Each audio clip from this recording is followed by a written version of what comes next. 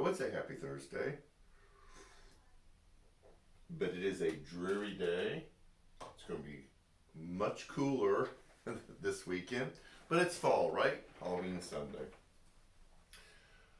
I'm going to just say this right off the bat, and then I'll give it enough context to entice you to Sunday. Sunday's message will probably be the most difficult message I have ever given. And this is why there are those of us who have spent a lot of time in the church world, whether it's on staff, whether it's in leadership, or volunteers behind the scene, that we have grown expectations of what we want to happen at church. I'm a word nerd, and so I love getting into scripture and just crunching away at the meaning. Like, this word means this, but it also meant this, and so that means that people understood this, but in the context of the day, they were dealing with this. And so I get all amped about new discoveries of things about scripture that I had never seen before that give me new understanding. So I'm kind of drawn to understanding, which is great unless it just stays there. There are people who come to church, and there's nothing wrong with this, who love the hour, 10, 15 minutes of getting away from the world. It's a time of unbridled, unrestrained praise and worship, and they just become heightened in their awareness of the presence of God. It's a out-of-body transcendent experience, but then when they walk out the doors, it's, I'm back in the real world. They may feel a little recharged, but the moment was about being in the worship center, worshiping. It's almost like plugging into recharge, and then you put the cord back in, and then you get on with your life.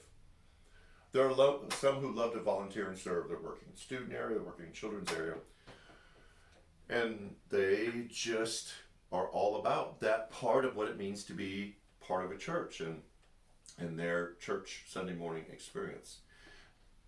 All of these fall into the same category, and that is there's an emphasis on a personal relationship with God, which is really important. We are called into holiness.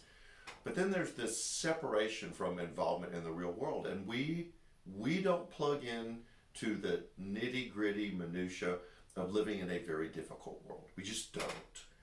And the longer that we have been in a church, the less likely we are to get our hands dirty, roll up our sleeves, and be involved in a community with people who don't have a relationship with God. And because we have more of an escapist, isolationist, kind of exclusive seclusion understanding of what it means to be part of a church, then we just sit in church and grit out what we see happening in the world, or we'll point fingers. Well, it's those people, it's those people. Why can't those people figure it out? Because we have, right? We've worked through it, and we have understanding, and we've been in the presence of God, and we are serving and volunteering. This Sunday, we will start a two-part series that's looking at what I believe is one of the most pressing, destructive forces in our society. And I'm going to let that hang a bit, because what I think is happening right now as you're watching this is you are having rise into your consciousness things that you struggle with, that you see out in the world, whether it involves sexuality, whether it involves racism, justice issues, people living inappropriately, alcoholism, drugs. We all kind of have our favorite sins that exist out in the real world. The church never talks about what we're going to talk about this Sunday. It just never does. And when I mention it, you're going to have a reaction. And I want you to feel what your reaction is. You may go like, oh yes, finally, the church is finally addressing this issue. It has been unaddressed for so long. Um, I hope you say all the things that need to be said. Some of you will cringe because you won't think it's a problem. You, you just think that's the way that the world is. And so I want to say this before I talk about what we're going to talk about. And that is, I want you to get into a frame of mind, a headspace, a place where you can go, I don't know if I feel like this is the same level of urgency and problem that Cal does, but I'm willing to look at scripture. I'm willing to examine the society. I'm willing to kind of open up my own self and say, hey, I have allowed some things to exist because I just thought that's the way things were. And I need to do some real work. So that's my hope that that's what happens in this series. Okay, here we go. In light of recent news that has been continually ongoing news, when you see the emails of John Gruden that have been released between him and Dan Snyder, that were just horrifically racist and homophobic and just filled with venom and hate. When we finally see the conviction of R. Kelly and all the awful things that he's done, and we look at Kevin Spacey, we look at Bill Cosby, the list is endless.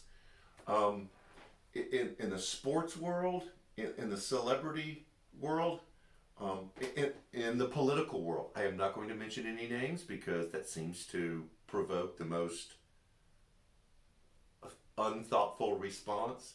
But all along the political spectrum, from the far left, I'm doing your left, and the far right, we know of people that we have overlooked or turned a blind eye or justified or explained away or twisted scripture to allow men to be awful and to be okay with it. And we look at shootings and mass shootings and awful, boorish, horrible treatment of other people, especially women, by men, and we don't talk about it. We don't address it. We don't go to scripture and go like, what does the scripture say men are supposed to be like?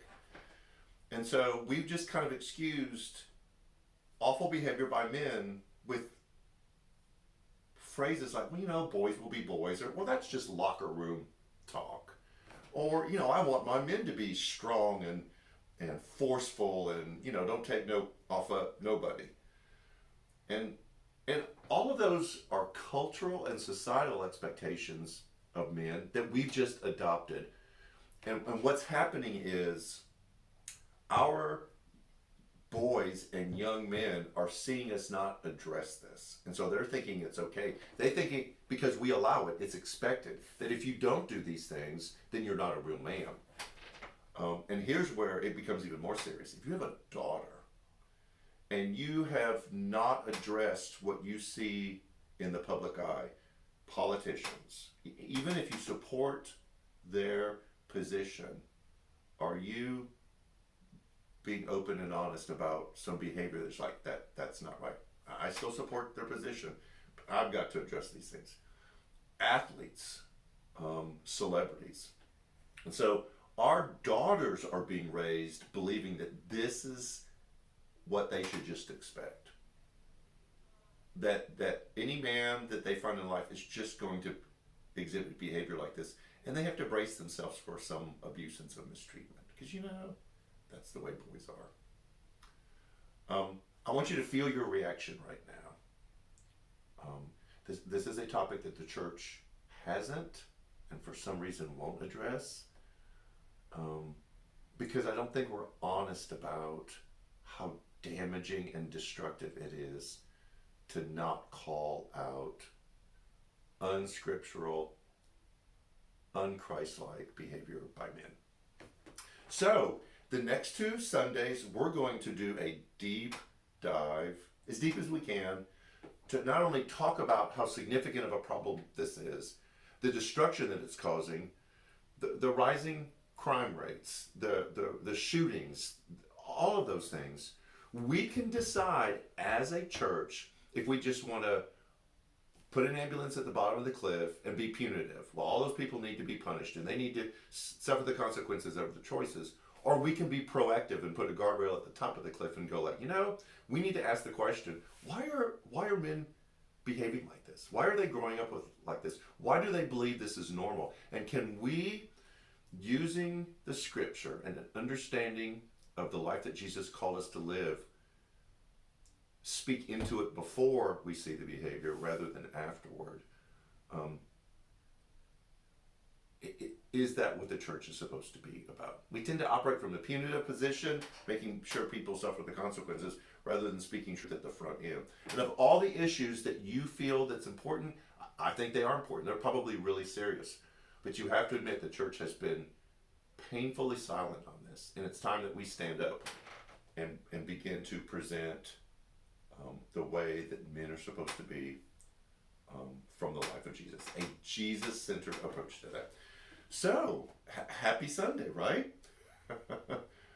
We're going to dive into that. So we hope you join us. And we're going to kind of amp this up. After party, we want to invite more people into after party to kind of help us wrestle with this. Man Cave, we moved it from this past Monday to the Monday after this Sunday. And we're going to talk about this. So if you have not been a regular at Man Cave, we have people that kind of come and go. So it'll be very comfortable if this is your first time or you've only been a couple times to come to Man Cave. As we kind of figure out, what does it mean to be a man and to nurture our younger men along, and then our sons about what it means to live like Jesus did. This is a really important conversation, and we hope that you join us for it. So get on all the socials. We will talk about ways that you can plug in and continue this conversation. I want to say one more thing. I know this is long, and I'll end it. Financially, we are hanging in there. We kind of are in and out of our reserve, but we're doing all right. But we're coming into the season where the temperature's changing and coming into Christmas. And we, as a staff and leadership of this church, always prioritize the needs of our community over our own. So I'm going to ask a couple things. We are going to do our giving tree. We're an opportunity for you to buy Christmas presents for kids in our community, in our own church. If you are local, you can get a tag and give presents. If you join us remotely and have never stepped foot in our church, thank you for joining us. We love having you. We see you online. We consider you part of our church, and you want to donate to that. You can donate through the app. You can mail us a check. You can set up automatic giving, and it goes to the giving tree if you want to just donate money for gifts. We do benevolences where we help pay for utilities. We just did another one this past week, but that one's running a little low. If you want to make a donation to the food pantry, which will operate the Sunday before Thanksgiving, to benevolences, which goes and helps with utilities, NCC has always been involved in helping people in the community, and we want to continue to do so. But we also need to make sure that we take care of this place too, whether you come to New Community Church in person or you join us virtually. We have things to take care of here. And if you are so inclined, our reserve, we don't sit on a lot of money. Our reserve would allow us to go a couple months, and that's about it. So if you feel so inclined, anything that you could invest into the ministry of New Community Church would just be greatly appreciated. So this is really long. I am sorry. We have a big important thing that we're starting this Sunday. We're moving into a season where we need to take care of people out in the community, and we want to do that well and do it right. And we love for you to be a part of it. So, stay warm, stay dry, have a great weekend, and we will see you Sunday. So take care.